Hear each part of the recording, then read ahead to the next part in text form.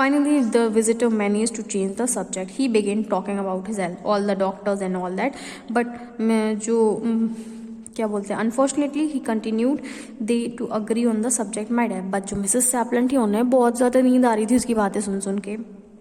मतलब वो अपनी यॉर्निंग छुपा रही थी कि कैसे उनके सामने यॉर्निंग ना करें. They are here at last, Mrs Sappleton cried, just in a time of tea. Oh, look how muddy they are.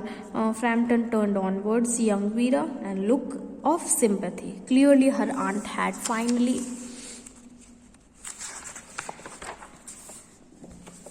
gone completely mad with grief. मतलब उनकी जो आंटी थी वो बहुत ही ज़्यादा एकदम दुख के मारे पागल ही हो गई थी.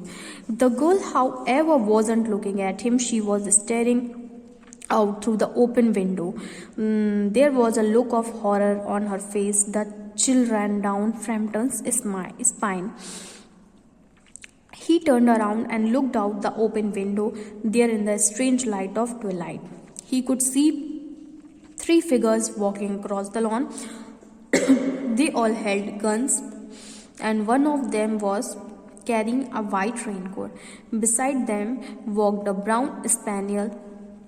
They were walking silently. Then they approached the house. A young man's voice sang out, "I said, Bertie, why are you bound?"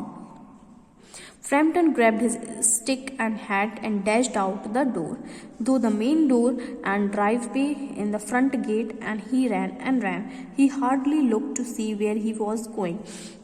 In fact, he nearly ran right to the cyclist who was coming down the road. The poor man had swerved to the hedge to avoid knocking into the phantom. In the meantime, the man carrying the white raincoat said, "Hey, we are dear, only a bit muddy. Who was that the person who ran away just now?" "A truly strange man," replied Mrs. Sampton. "A Mr. Nuttall. We could talk about nothing but his illness." Then ran off without a word, no apology or goodbye. Why, it almost as if he had seen a ghost. Means I like that he has seen a ghost. मतलब जो वो भाग गए थे या कहीं चले गए थे उसने कहीं भूत भूत देख लिया था.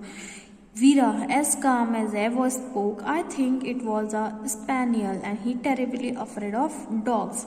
Poor Mr. Nuttall told me that he was once chased into graveyard somewhere on the banks of the Gangas and pack of stray dogs. He finally managed to hide in a freshly dug grave. However, the rabid creatures waited above, snarling and growling all night. That seems more enough to make anyone lose their mind." Young Vera, you see, had quite the talent of making up frightening stories on the spot. Means she's having a talent to make a horrible stories.